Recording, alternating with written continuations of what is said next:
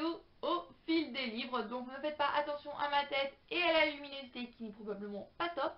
Je reviens des cours, il fait un temps nul, on va le dire, hein. Donc c'est franchement pas top, mais voilà, j'ai rendu les livres à la bibliothèque, il faut absolument que je fasse cette vidéo maintenant. Donc c'est parti, ça va être une vidéo au fil des livres un petit peu spéciale puisque je n'ai eu que des bandes dessinées, donc j'ai choisi de vous en présenter 6 puisque 3 je pense qu'il n'y avait pas matière à faire une vidéo assez complète. Donc si vous n'aimez pas les bandes dessinées, je ne pense pas que cette vidéo va vous intéresser, mais bon, si vous voulez, vous pouvez la regarder quand même, voilà, hein.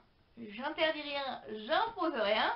Donc on va commencer tout de suite, c'est parti, let's go. Alors, la première bande dessinée que je vais vous présenter, c'est un roman graphique. Il s'agit de Le Rouge vous va si bien de Lucie Durbiano, paru chez Gallimard. Donc c'est une succession de petites histoires, de petites bandes dessinées qui sont toutes sur le même thème, qui est celui de l'amour. Donc voilà, l'amour sous ses différentes formes, l'amour dans beaucoup de situations. Alors on a l'amour impossible, l'amour, un amour de contre-visité, on traite de l'homosexualité également. Donc voilà, vraiment beaucoup de sujets dérivés de l'amour, beaucoup de situations et donc beaucoup de personnages. Donc les personnages sont très variés. On passe par le petit chaperon rouge, Alice au pays des merveilles, à des personnages beaucoup plus contemporains, on va dire des personnages qui pourraient être vous et moi.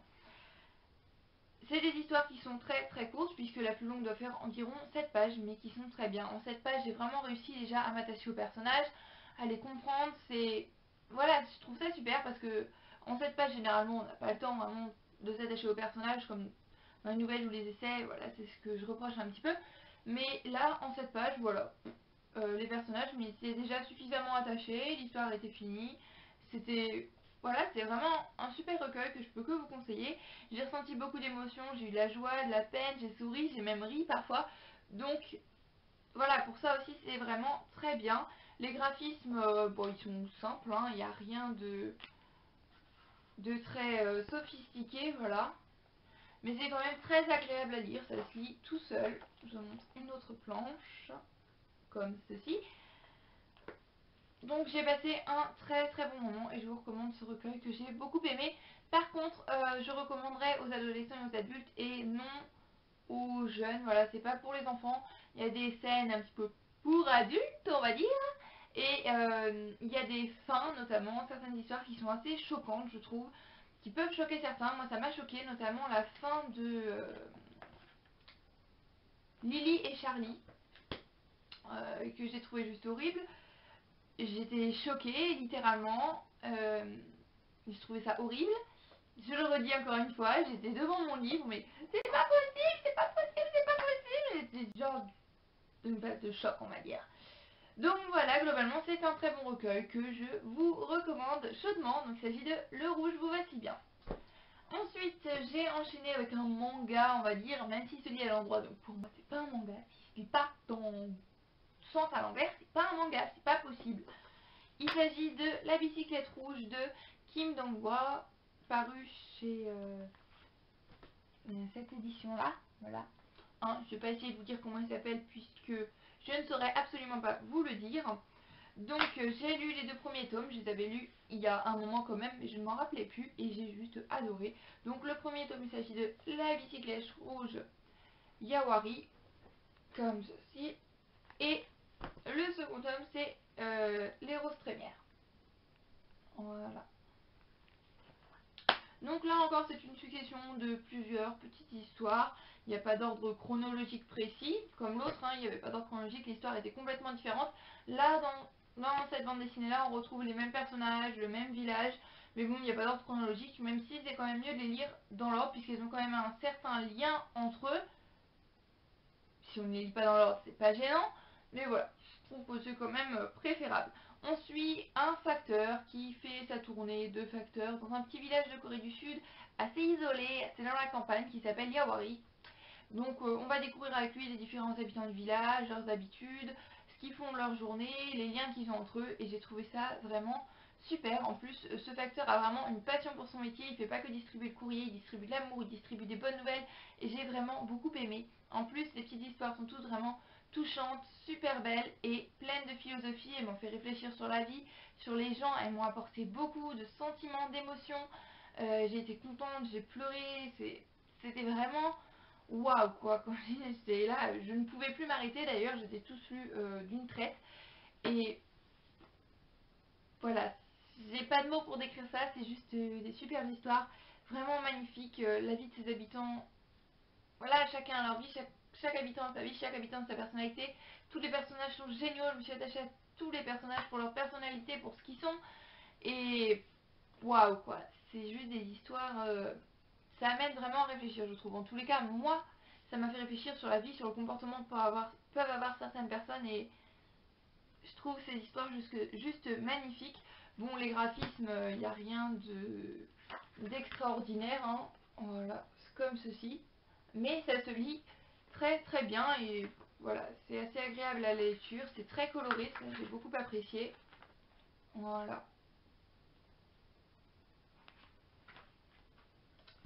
Donc, ceci c'est le premier tome et le deuxième tome est plus centré sur les 4 saisons, donc printemps, été, automne, hiver.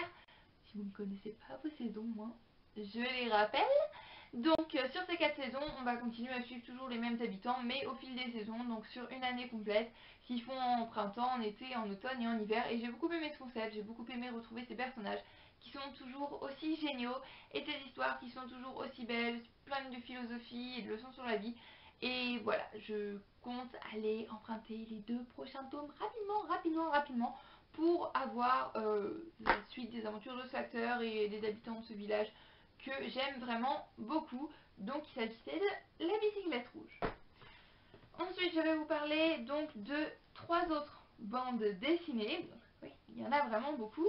Donc c'est une saga qui est composée de deux, comment ils appellent ça, de 2 tomes, chacun composé de 2 livres.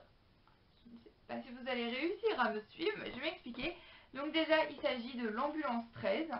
Donc vous avez le tome 1, donc c'est écrit par Patrick Cotias et Patrick Ordas et dessiné par Alain Mounier. Voilà, donc vous avez le tome 1, voilà. Ensuite vous avez le tome 2, et ça forme le cycle 1. Après, vous avez le tome 3 et le tome 4, donc que je n'ai pas, qui forment le cycle 2. Et il me semble que pour le moment, il n'y a pas de cycle 3. Donc, c'est des bandes dessinées dont j'avais beaucoup entendu parler. Voilà, notamment à la télévision. En général, voilà, j'en ai beaucoup entendu parler, entendu beaucoup de bien. Donc, je me suis décidée à me lancer. Et je le regrette pas. C'est vraiment un super mélange. Donc, c'est un mélange à la fois d'historique et de médical que j'aime beaucoup en général, et là ça n'a pas loupé puisque j'ai adoré, c'est une super découverte. Donc on suit le personnage de Louis qui est médecin et qui va être envoyé à l'ambulance 13, donc ça se déroule pendant la Première Guerre mondiale, voilà ce qu'il faut savoir, et il va devoir aller s'occuper des blessés, aller dans les tranchées, rechercher les rescapés. Voilà, il est médecin pendant la Seconde Guerre mondiale dans les tranchées. Et voilà, c'est une bande dessinée qui montre vraiment toute l'horreur et la barbarie de cette guerre. Et voilà, c'est super poignant, c'est émouvant, d'autant plus que c'est basé sur des faits réels. C'est une guerre qui a vraiment existé, qui a fait vraiment beaucoup de morts. Une guerre qui a été atroce et horrible. Enfin, toute guerre est atroce et horrible, mais là c'est... Voilà, ce... ces livres-là montrent vraiment, je trouve, la réalité. En plus, l'aspect médical est vraiment très bien géré avec l'aspect historique. Ça, j'ai vraiment beaucoup apprécié. Les personnages sont vraiment top aussi. Je me suis attachée à tous les personnages, notamment Louis, Siméon, la sœur, voilà, tous. Et voilà, j'ai peur pour eux, je suis contente pour eux quand il leur arrive quelque chose. Et c'est juste top, franchement c'est une bande dessinée, si vous aimez l'historique, si vous aimez un petit peu l'aspect médical, que je peux que vous recommander. Les graphismes sont pas extraordinaires, ils sont très bien travaillés, mais bon, pour moi ça n'a rien d'extraordinaire. Même si, voilà, il reste agréable, hein. Des fois il y a des graphismes, moi je ne supporte pas certains graphismes lorsque je lis une bande dessinée, ça me... Waouh, c'est plus gênant qu'autre chose. Voilà, comme ceci. Et l'histoire évolue, à travers les tomes, on suit l'évolution de la guerre, on suit l'évolution des personnages, l'évolution des liens entre eux. Et je trouve ça juste génial et super prenant. C'est une série que je vous conseille absolument. Et dès que je pourrai emprunter le tome 4 à la bibliothèque, je le ferai parce que franchement, elle est géniale cette série. Voilà, je peux juste que vous la recommander, je ne sais pas trop quoi dire d'autre. J'ai juste de la finir, enfin de finir le troisième tome là. Le troisième tome, il y a eu plein de rebondissements, c'était un truc de fou. Et voilà, ça se lit super bien, super vite. Je mets à peine 40 minutes à lire un tome, je les dévore. Voilà, je vous recommande ces 3 bandes dessinées, même les autres que j'ai présentées précédemment, qui sont vraiment toutes super et que j'ai beaucoup aimé. Donc on va passer maintenant à la partie In My Mailbox, puisque l'été arrive, et qui veut dire été veut dire vide-grenier. Donc voilà, j'ai été dénicher quelques petits livres, notamment Les yeux jaunes et crocodiles de Catherine Pancol chez Le Livre de Poche. Comme ça maintenant j'ai la collection complète.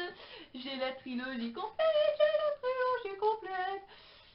Ok, on se calme quand même, hein. Donc maintenant j'ai la trilogie complète qui fait super dans ma bibliothèque. Et j'ai déjà lu ce tome-ci qui était juste génial. Je n'ai pas encore lu les 2 autres que j'ai, mais voilà. Il me manquait le tome et je trouvais que ça faisait tâche. Il fallait que je l'ai quand même dans la bibliothèque. Donc quand j'ai vu qu'on vendait sur un livre-grenier, je me suis dit hop, ça c'est pour moi. Ensuite, 2 autres livres dont j'ai entendu de très très bons avis mais que je n'ai pas encore lu. Donc il y a Le Liseur de Bernard Schlink paru chez Folio. Donc voilà, j'avais entendu parler, il me semble, sur une chaîne YouTube ou deux, je ne sais plus, mais ça a l'air vraiment super. Donc j'ai hâte de le lire. En plus, il était adapté au cinéma avec Kate Winslet. Donc voilà, si vous l'avez lu, ou comme les autres livres, hein, n'hésitez pas à me dire ce que vous en avez pensé. Et ensuite, j'ai acheté Une histoire d'amour, dont j'entends beaucoup parler, qui a été adaptée au cinéma. Et je trouvais que c'était juste un petit peu une honte que je ne l'ai pas lu, que je ne l'ai pas dans ma bibliothèque, donc réparé. Il s'agit de Un jour de David Nichols, paru aux éditions 10-18. Donc voilà, je m'entendais beaucoup parler, tout le monde me parlait d'Emma et Dexter, qui était un couple formidable, c'était une super histoire d'amour, qu'il fallait absolument l'avoir lu dans sa vie, et moi, je l'avais pas. Et j'avais pas lu. Donc maintenant je l'ai, et je vais pouvoir le lire. Hein?